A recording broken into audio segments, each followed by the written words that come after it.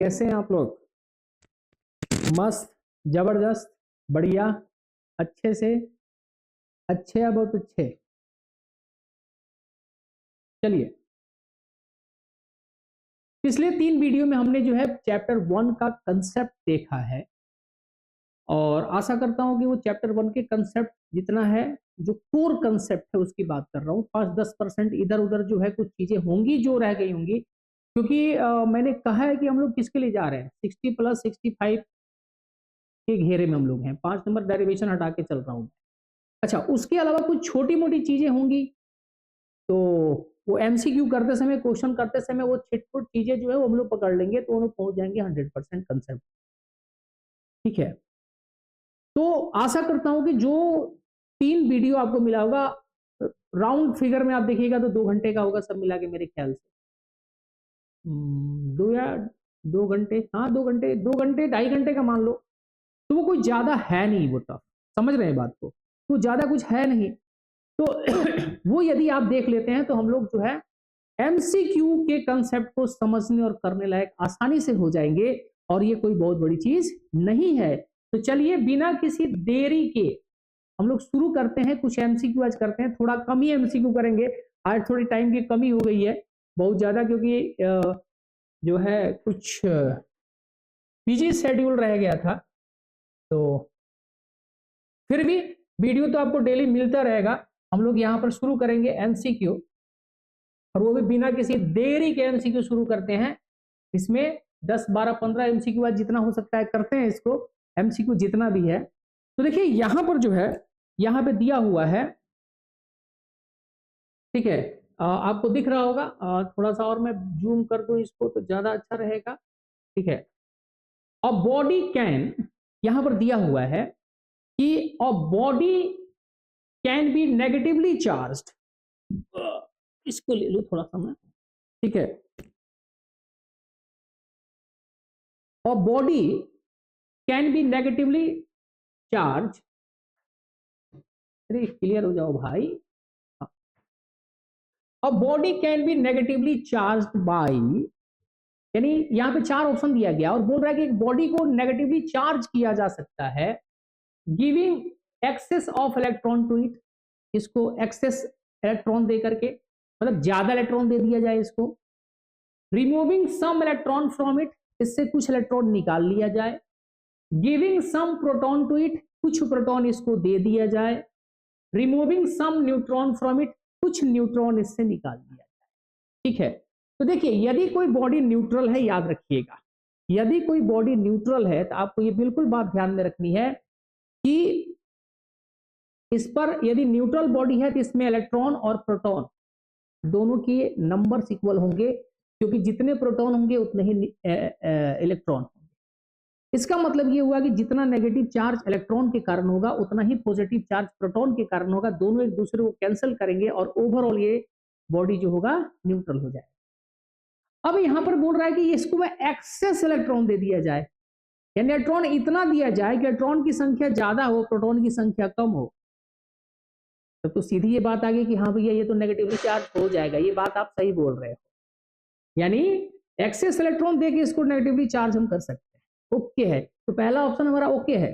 Second पे आते हैं, removing some electron from it, कुछ इलेक्ट्रॉन आप इससे निकालेंगे, कुछ इलेक्ट्रॉन आप इससे निकाल लेंगे। इसमें तो इलेक्ट्रॉन की कमी हो जाएगी ना, प्रोटॉन एक्सीड करेगा, प्रोटॉन ज्यादा होगा तो पॉजिटिवली चार्ज हो जाएगा। तो सेकंड ऑप्शन हमारा सही नहीं है। Giving some proton to it, proton देंगे तब भी प्रोटॉन की संख्या बढ़ेगी, इस पे पॉजिटिव चार्ज ज्यादा होगा, इलेक्ट्रॉन की संख्या कम होगी, नेगेटिव चार्ज कम होगा, तो ये नेगेटिवली चार्ज नहीं होगा। सी ऑप्शन भी रिजेक्ट होता है। Removing some neutron from it, neutron का कोई लेना देना नहीं है था भैया, तुम पॉजिटिव हो नेगेटिव हो, मेरा तो कोई लेना देना नहीं है, मैं तो चुपचाप सो रहा हूँ। क्योंकि न्यूट्रॉन पे कोई सच कोई चार्ज होता नहीं है, ना ही पॉजिटिव ना नेगेटिव, वो खुद न्यूट्रल एलिमेंट है, न्यूट्रल पार्टिकल है, तो उसका कोई लेन देन है नहीं। तो वो तो चौथा ऑप्शन भी कैंसिल हो जाता है। तो हमारा इसमें आंसर आ जाता है given excess of electron to it, यानी ज्यादा इलेक्ट्रॉन इसको दिया जाए तब ये चार्ज होगा। आते हैं नंबर 2 पे, the unit of permittivity of free space. इसमें आपसे एप्सिलॉन नॉट का परमिटिविटी पूछ रहा है।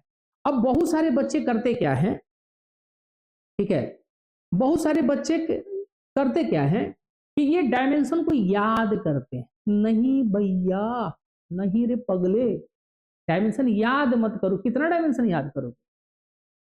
फॉर्मूला याद रखो किसी चीज का, जिसमें जिसका भी डायमेंशन पूछ रहा है उसका फॉर्मूला याद रखो। तो देखो यहाँ पर electrostatic force between two charges जो होता है ये होता है 1/4 pi epsilon not Q1 Q2 divided by R square.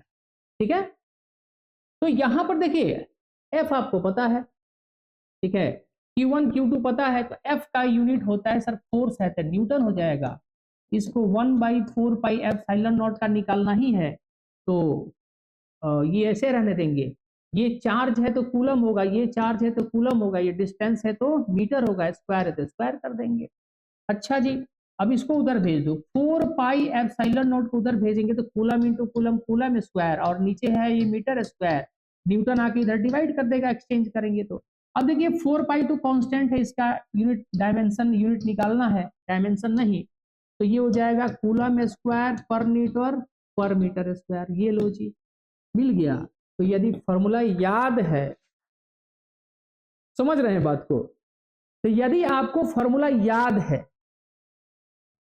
तो यहां पर कहानी हिट है, और यहां पर आंसर आ गया है हमारा, और आंसर को देखेंगे तो आंसर कितना होगा हमारा, इसमें आंसर यही है ना हमारा, कूलम स्क्वायर पर न्यूटन पर मीटर स्क्वायर। तो देख लो कौन सा आंसर होगा, सी ऑप्शन दिख रहा है इसमें, तो सी इसका आंसर हो जाएगा। समझ रहे हैं बात को। अब आते हैं 3 नंबर पे, नंबर 3 पे, which of the following is not property of field line. Property of field line क्या होता है? प्रॉपर्टी ऑफ फील्ड लाइन जो होता है, ठीक है, प्रॉपर्टी ऑफ फील्ड लाइन में जो होता है पॉजिटिव चार्ज होंगे, ठीक है, इसमें क्या होता है कि यदि पॉजिटिव चार्ज है तो फील्ड लाइंस इस पे बाहर की तरफ जाएंगे, ठीक है, और ये वो कर्व होते हैं जो कॉन्टिन्यूअस होते हैं, कॉन्टिन्यूअस होते हैं, कहीं पर ये ब्रेक नहीं करेंगे। नेगेटिव चार्ज होगा तो इस पे फील्ड लाइंस इसमें इन करता हुआ दिखेगा, अंदर की तरफ आता हुआ दिखेगा, और ये भी कॉन्टिन्यूअस कर्व होते हैं, ब्रेक नहीं करेंगे, ठीक है। दूसरी चीज, ये फील्ड लाइन जब चार्ज से निकलता है तो इनफाइनाइट तक जाता है। कहां तक जाता है? इनफाइनाइट तक जाएगा, इनफाइनाइट तक ये जाएगा, ठीक है, पहला चीज। दूसरी चीज, जहां पर फील्ड लाइंस नजदीक होंगे, जहां पर नजदीक होंगे वहां पर फोर्स स्ट्रांग होता है, जहां पर फील्ड लाइंस दूर दूर होंगे वहां पर फील्ड स्ट्रेंथ कम होगी, कमजोर होगा फील्ड वहां, ठीक है। और भी बहुत सारे हैं, ठीक है, लेकिन ये ध्यान रखिएगा कभी भी electric field lines closed loop नहीं बनाता। जैसे मैग्नेटिक फील्ड में, जैसे एक मैग्नेट में नॉर्थ पोल साउथ पोल ये एक क्लोज्ड लूप बनाता है, उस प्रकार से उस तरीके से ये जो इलेक्ट्रिक फील्ड होता है वो क्लोज्ड लूप नहीं बनाता है। मैग्नेटिक फील्ड क्लोज लूप बनाएगा, क्योंकि हर जो एक मैग्नेट होता है वो तुम्हारा एक डाइपोल होता है और वो हमेशा क्लोज लूप बनाएगा। इलेक्ट्रिक फील्ड कभी भी क्लोज लूप नहीं बनाते हैं, ये याद रखिएगा। तो इसमें आंसर हो जाएगा पहला, continuous curve without any break, सही है ये। Two field lines cannot cross each other, बिल्कुल ये भी बात सही है कि दो फील्ड लाइन कभी क्रॉस नहीं करेंगे। इलेक्ट्रिक फील्ड लाइन से start from positive and end at negative charge, ये हमने देखा ही कि पॉजिटिव से शुरू होता है नेगेटिव में खत्म होता है। They form a close loop, ये एक क्लोज लूप बनाते हैं, ये बात बिल्कुल सही है कि ये क्लोज लूप बनाते हैं, तो ये गलत बात है, बिल्कुल सही बात नहीं है ये। Which of the following is not a property of field lines, तो याद रखिएगा लास्ट वाला बिल्कुल सही आंसर है, बात सही नहीं है, यानी they form a close loop, ये बिल्कुल गलत बात है, लेकिन आंसर यही होगा, यानी ये प्रॉपर्टी नहीं होता है, ठीक है। Gauss law is valid for, तो हमने गॉस लॉ का जब स्टेटमेंट आप देखेंगे ना, तो गॉस लॉ में यही लिखा हुआ है कि total magnetic flux through any closed loop, any closed region, तो एनी क्लोज सरफेस के लिए चलता है ये, ठीक है, कोई टेंशन की बात नहीं है, बाकी सब इसमें गलत है। 4 नंबर आएंगे, तो 4 नंबर थोड़ा सा आते हैं, देखते हैं। The spatial distribution of electric field, यानी हवा में जो इलेक्ट्रिक फील्ड है, हवा में जो इलेक्ट्रिक फील्ड है उसका डिस्ट्रीब्यूशन दिया गया है, स्पेशल मतलब 3D में, एक दो चार्ज के कारण, ए और बी दो चार्ज हैं एज शोन इन फिगर। देखिए ए और बी दो चार्ज है, इस चार्ज में यहां पर बिल्कुल ये मेंशन नहीं है कि ए पॉजिटिव है, बी पॉजिटिव है, ए नेगेटिव है, बी नेगेटिव है, ये बिल्कुल कुछ भी नहीं दिया गया है। ठीक है, तो जब बिल्कुल कुछ भी नहीं दिया गया तो सबसे पहले हमें आइडेंटिफाई करना है कि ए और बी का नेचर क्या होगा, ए और बी होंगे किस तरह के, पॉजिटिव होंगे, नेगेटिव होंगे। दूसरा ये पता करना है इसमें कि ए और बी के मैग्नीट्यूड के बारे में आप क्या बोल रहे हैं, ए और बी के मैग्नीट्यूड के बारे में बिल्कुल आप क्या बोल रहे हैं, इस बात का ध्यान देना है। ठीक है, ठीक है। अब यहां पर देखिए कैसे हम जज करेंगे इसमें लॉजिकली। देखो ए से फील्ड बाहर की तरफ जा रहा है, ए से फील्ड, देखो ए से फील्ड आउट हो रही है ना, बाहर निकल रही है। तो जिस चार्ज से फील्ड बाहर की तरफ निकलता है वो पॉजिटिव होगा। फील्ड लाइंस बाहर की तरफ जा रही है ना, पॉजिटिव, तो ए पॉजिटिव है 100%। अच्छा बी में देखो, बी में फील्ड लाइंस अंदर आ रही है, बी में फील्ड लाइंस अंदर की तरफ आ रही है, यानी बी नेगेटिव है। तो चलो ये तो आइडेंटिफाई हमने कर लिया यहां पर कि भैया ए पॉजिटिव है और बी नेगेटिव है, चलो ये तो आइडेंटिफाई कर लिया। अब करना है कि क्या मैग्नीट्यूड में भी कुछ अंतर है क्या, दोनों में ए और बी के मैग्नीट्यूड में भी कुछ अंतर है। तो चलो देखते हैं, तो इसमें क्या करेंगे ना, फील्ड लाइंस को काउंट कर लेंगे, फील्ड लाइंस को। अब देखो इसमें एक से निकल रही है 1 2 3 4 5 6 7 8 9 10 11 12, यानी 12 फील्ड लाइंस बाहर निकल रही है ए से। और बी में इन कितनी कर रही हैं, 1 2 3 4 5 6 7 8 9 10, यानी 10 फील्ड बी में इन कर रही हैं, यानी बी में 10 फील्ड्स इन कर रही हैं और ए से 12 फील्ड आउट हो रही हैं, यानी यहां पर नंबर ऑफ फील्ड्स ज्यादा है, यहां पर नंबर ऑफ फील्ड्स कम है। तो डेफिनेटली ए से चूंकि नंबर ऑफ फील्ड्स ज्यादा निकल रही हैं, इसका मतलब यह है कि ए का मैग्नीट्यूड ज्यादा है और बी का मैग्नीट्यूड कम है। तो इसमें ए ऑप्शन जो है वो वेरीफाई होता है। ठीक है, ए ऑप्शन जो होता है वेरीफाई होता है, तो यहाँ पर ए आंसर हमारा करेक्ट है, बाकी ये 3 ऑप्शन आप रिजेक्ट कर सकते हैं। ठीक है, अब आते हैं क्वेश्चन नंबर 6 पे। When air is replaced by a medium of dielectric constant K, यानी यहां पर क्वेश्चन में क्या बोल रहा है, यहां पे क्वेश्चन में बोल रहा है कि if air is replaced by medium of dielectric constant K, यदि हवा को एक डायलेक्ट्रिक मीडियम से रिप्लेस कर दिया जाए जिसका डायलेक्ट्रिक कांस्टेंट K है, the force of attraction between two charge separated by distance R, यदि दोनों के बीच का दो चार्ज है उनके बीच का फोर्स पर क्या इफेक्ट पड़ेगा, कुछ यही क्वेश्चन है यहां पर। देखिए यदि दो चार्ज वैक्यूम या एयर में रखा गया है r डिस्टेंस से Q1 एंड Q2, तो वैक्यूम में इसका फोर्स कितना हो जाएगा, K Q1 Q2 by R। ठीक है, और K के जगह पे आप क्या लिखेंगे, 1/4π/। अब क्वेश्चन में दिया हुआ है क्वेश्चन में कि इसी दोनों चार्ज के बीच में, इन्हीं दोनों चार्ज के बीच में यदि कोई हम लोग कोई बहुत सारा मैटर डाल दे, इसके बीच में बहुत सारा चीज मैटर डाल दे, ठीक है, तो फिर फोर्स पे क्या कोई इफेक्ट पड़ेगा। ठीक है, तो फोर्स पर यहां पर क्या इफेक्ट पड़ेगा ये बतलाना है। तो इस केस में यदि मीडियम में हम लोग फोर्स निकालेंगे, देखिए चार्ज पे तो कोई फर्क नहीं पड़ा, ना ही डिस्टेंस पे पड़ा, 1/4 पे पड़ा नहीं, पाई पे पड़ा नहीं, जो भी पड़ा यहाँ पर क्या पड़ा, परमिटिविटी पे पड़ा। और मैंने वीडियो में पढ़ाया हुआ है, जहां पर टॉपिक पढ़ाया आप जाकर के बिल्कुल देखिए, वहां पर रिलेटिव परमिटिविटी का डेफिनेशन भी बताया हुआ है, वहां पर रिलेट भी किया है, और वहां पे मैंने लिखा हुआ है कि एफ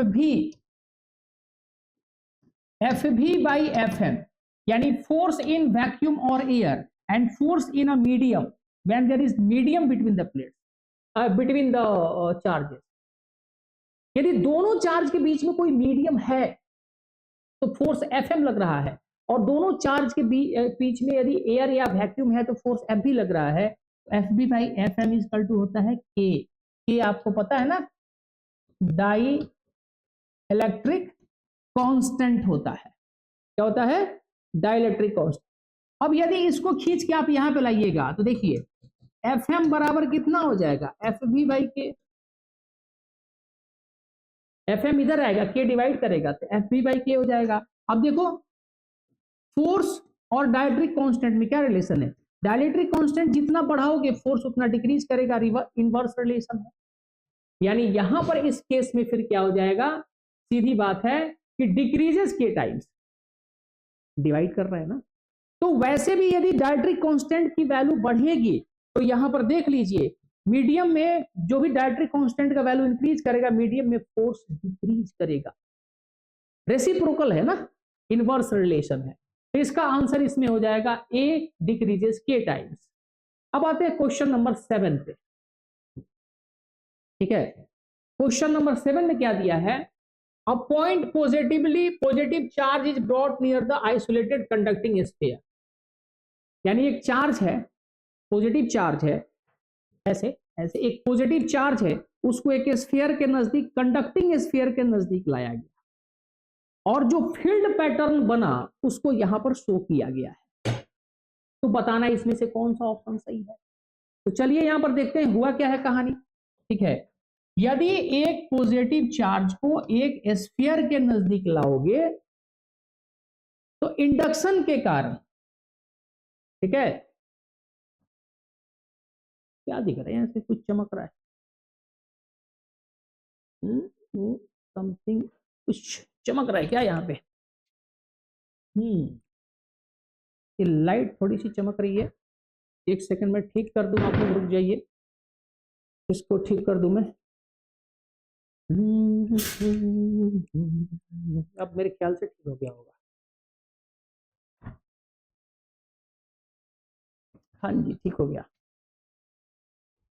तो यदि पॉजिटिव चार्ज को एक स्फीयर के नजदीक रखेंगे, स्फीयर के नजदीक रखेंगे तो किस क्या होगा, इंडक्शन के कारण ये वाला, चूंकि ये पॉजिटिव चार्ज है तो ये वाला सिरा क्या हो जाएगा, नेगेटिव। यानी यहां पर नेगेटिव चार्ज इकट्ठा हो जाएगा, यहां नेगेटिव चार्ज क्योंकि यहां रखा है चार्ज हमने, ये वाला सिरा हो जाएगा पॉजिटिव, उतना ही पॉजिटिव, जितना यहां पर नेगेटिव उतना ही पॉजिटिव, याद रखिएगा। तो देखिए ये पॉजिटिव है, चार्ज निकल के इसमें से नेगेटिव में आएगा, इन करेगा, और ये पॉजिटिव है तो इससे चार्ज क्या होगा, बाहर जाएगा। तो ये वाला आंसर सही होगा। जो भी इसमें जिस भी आंसर में, ऑप्शन में ये वाला कंडीशन होगा वो सही होगा। इस वाले में इन कर रहा है, नहीं ये गलत है, ये तो पॉसिबल नहीं है, ये पॉसिबल नहीं है क्योंकि यहां दिखाने का मतलब है कि फील्ड लाइंस, जो फील्ड लाइंस इन कर रहा है वही फील्ड लाइंस आउट कर रहा है, ऐसे पॉसिबल नहीं है। यहाँ पे जो फील्ड लाइन इन कर रही है तो इसमें पॉजिटिव में इन कहां से करेंगे, तो ऐसा ही रिजेक्टेड है। पॉजिटिव में इन कहां से करेंगी, ऐसे ही रिजेक्टेड है। फर्स्ट वाला ऑप्शन में देखो पॉजिटिव में आउट कर रही है, यहां से भी आउट हो रही है, यहां नेगेटिव था, हमने देखा ना यहाँ पे, तो नेगेटिव था तो इन कर रहा है, और यहाँ पर पॉजिटिव है तो बाहर आ रहा है। अच्छा, जितना चार्ज यहाँ पे होगा उतना ही चार्ज यहाँ पर होगा, तो नंबर ऑफ फील्ड लाइन गिन लो। यदि नंबर ऑफ फील्ड लाइन बराबर है इसका मतलब दोनों जगह पर मैग्नीट्यूड ऑफ चार्ज सेम है। तो 4 4 8 4 4 8 हिंदी में, अरे 4 और 4 8, 4 एंड 4 8, फील्ड लाइन सेम है और एकदम पैटर्न को फॉलो कर रहा है, जो पैटर्न हमने यहाँ पे डिस्कस किया। तो हमारा ऑप्शन इसमें हो जाएगा ये। ठीक है, 8 नंबर, द इलेक्ट्रिक फ्लक्स। ठीक है, 8 नंबर में क्या बोल रहा है, द इलेक्ट्रिक फ्लक्स, अरे भाई थोड़ा छोटा हो जाओ। ठीक है, the electric flux through the surface. देखिए यदि गॉस थ्योरम आप लगाएंगे तो गॉस थ्योरम ने कहा था कि भैया सरफेस चाहे जिस शेप का हो, जैसा मर्जी, क्लोज्ड होना चाहिए, क्लोज्ड होना चाहिए, और उसके अंदर हमें सिर्फ ये कैलकुलेट करना है, फ्लक्स कुछ ज्यादा बड़ा हो गया ये, हाँ। तो यहां पर उन्होंने कहा था कि यदि क्लोज रीजन है तो इसके अंदर हमको क्या चार्ज है उससे मतलब है, जो इसके अंदर चार्ज है उससे लेना देना है। तो इसके अंदर टोटल फ्लक्स जो हो जाएगा 1/ε0 इंटू क्यू नेट से मतलब है। तो यहां पर जो भी रीजन दिया है हम इसके अंदर क्यू नेट को देखेंगे, plus Q plus Q plus Q plus Q, चार सेम है, रीजन क्लोज है। यहाँ सेफ साइड से तो कोई लेना देना है नहीं, है कोई सेफ साइड से लेना देना, क्यू नेट चाहिए हमको, इसका वैल्यू तो सबके लिए सेम होगा, तो फ्लक्स हर कंडीशन में सेम होगा, यानी चारों के चारों फिगर में फ्लक्स सेम होंगे। इसमें आंसर हो जाएगा D is the same for all the figure. The electric flux through the surface. D 9 पर आइए, अ हेमिस्फीयर इज यूनिफॉर्मली चार्ज। एक हेमिस्फीयर है जो यूनिफॉर्मली चार्ज है, वो भी पॉजिटिव चार्ज है। The electric field at a point on the diameter away from the centre of is directed, centre से। देखो यदि हेमिस्फीयर है, जैसे ये स्फीयर है, इसको बीच में से काट दो और ये तबला बजेगा ना, ये वाला सरफेस सर्कुलर होगा, तो ये वाला प्लेन है और पूरा का पूरा सरफेस यदि क्या होता है कि पॉजिटिवली चार्ज होता है, यूनिफॉर्म चार्ज होता है, तो ये वाला सरफेस जो होगा, प्लेन जो होगा, इस पे फील्ड लाइन, चूंकि यूनिफॉर्म इलेक्ट्रिक फील्ड है, फील्ड लाइन इस पे परपेंडिकुलर। इसमें आंसर जो होगा परपेंडिकुलर टू द डायमीटर बिल्कुल सही है, पैरेलल टू द डायमीटर नहीं होगा। एंगल टिल्ट ये छोड़ ही दो, बस हटा दो। इसमें आंसर हो जाएगा, याद रखिएगा इस तरह, ये क्वेश्चन में आंसर होगा perpendicular to the diameter. Question number 10। चलो आज 10 ही क्वेश्चन करेंगे, थोड़ा बहुत ज्यादा क्लास हो गया आज, ठीक है। Figure shows electric field lines. ये फिगर जो है इलेक्ट्रिक फील्ड लाइन को शो कर रहा है। In which an electric dipole P is placed. एक इलेक्ट्रिक डाइपोल है, electric dipole P is placed as shown. यहाँ पे इलेक्ट्रिक डाइपोल है जिसका डाइपोल मोमेंट P है, इसको यहाँ पे रखा गया है। Which of the following statement is correct. तो चलो यहाँ पर पहले जो इलेक्ट्रिक डाइपोल रखा गया उसको देख ले। देखो यहां पर फील्ड लाइन जो है ना, फील्ड लाइन यूनिफॉर्म नहीं है, ठीक है। गजब हाल है भाई, ए भाई